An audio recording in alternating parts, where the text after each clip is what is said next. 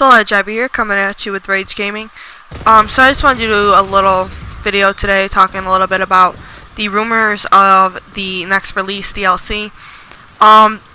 It's speculated that it was going to be released on May 8th. Now, like I said, this is a rumor, so take it how you want. If you want to believe it, you can believe it. If you don't, you don't. But anyways, as of right now, there's a belief that on May 8th, the next DLC will be released, and it's going to be called The Fallen Warmind.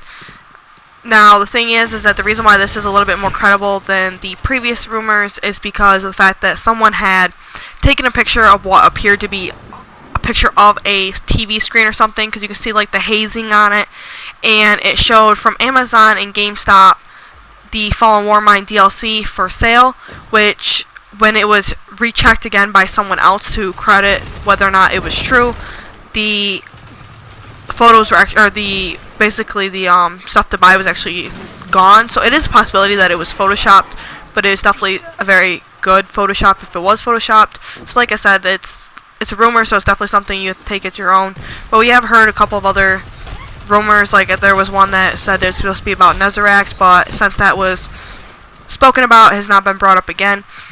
But this one kind of confers with what Bungie had been saying, because Bungie had tweeted that the next DLC will come out in May with the beginning of Season 3, which is kind of the same as Destiny 1. The second DLC came out around May-ish, so I definitely see it coming out in May. It's just whether or not it's actually going to be called the Fallen Warmind and what it's actually going to be about. I do have a Season Pass, so I'll definitely, don't have to buy it. But for everyone else that doesn't, it's probably going to be, I believe, like $20 or something like that. So we'll definitely see in the near future. I will keep you guys posted if anything changes or if there's any new rumors. And I'm not typically the one to do rumors. I like to wait until it's confirmed. But I figured that's something I probably should get into and just discuss a little bit about what you guys think and if you believe it or not. If you do believe it or don't believe it, please comment down below and let me know what you think. And while you're at it, why don't you tell me whether or not you want it to be the Fallen Warmind or anything like that. But yeah, anyways, another thing that I wanted to bring up is that with the on March 27th, they're bringing out the buffing and nerfing of certain things, and they're trying to fix the game in general. And something I really wanted to bring up that cannot be stressed enough is that they really should do something about the colony when it comes to Crucible and Iron Banner, basically anything PvP. Now, I know many of you are saying, like, oh, if you get a problem with it, then just use the colony yourself, and I know that's the point of it, but I mean, come on, like, what did Bungie do with Prometheus Lens? It was just an issue, and they ended up nerfing it, and so that it wasn't as powerful as it should be.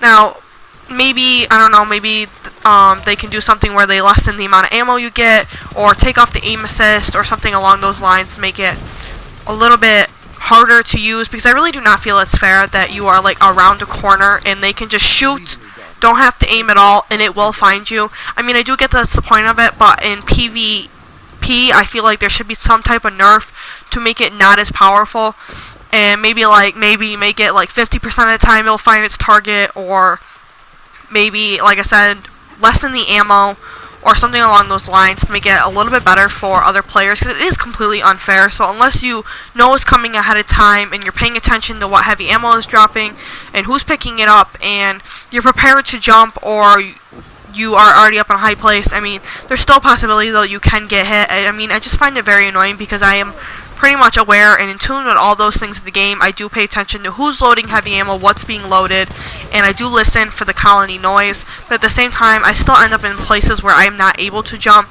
or even if I do jump, I still end up getting hit, and it's completely unfair. It's basically like a super, in my opinion. And what's definitely concerning to me is that on March 27th, they will be increasing the amount of time, or lessen the amount of time, and increasing the amount of power ammo that's going to be in the game.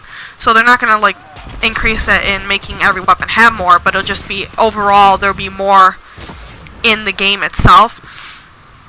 So instead of there being like, I don't know, this is just not being exact or anything like, but say like the power ammo will recharge 5 times in a game, now it might recharge like 6 or 7 times in a game, and that's just even more for people that use the colony to build up kill death ratios and kills in general, and it's just going to make the game unfair for those that don't use the colony.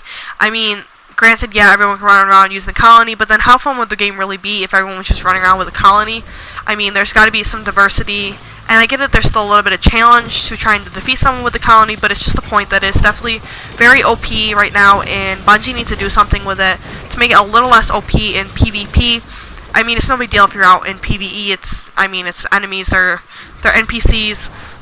I mean, what do you expect? But I don't know. I just feel like Bungie should definitely do something with that, because it's going to be, I don't know if they notice it yet, but it definitely will be a lot more of an issue when it comes to the power ammo recharge times being dropped, because of the fact that it means more people will load it faster.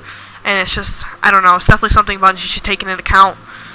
But other than that, all the other weapons I saw that were getting better. The only thing I'm not liking either is that they're going to make the grenade launcher have a bigger blast radius. Excuse me. And I'm kind of wondering how that's going to affect the colony, because the colony is not like a regular grenade launcher. Like, you have to aim at your target with a regular grenade launcher. You have to know where you're launching. It doesn't go around corners. I mean, it does bounce, but it doesn't. That's the thing, is it bounces and it has to hit its target. It's not like it travels and finds you.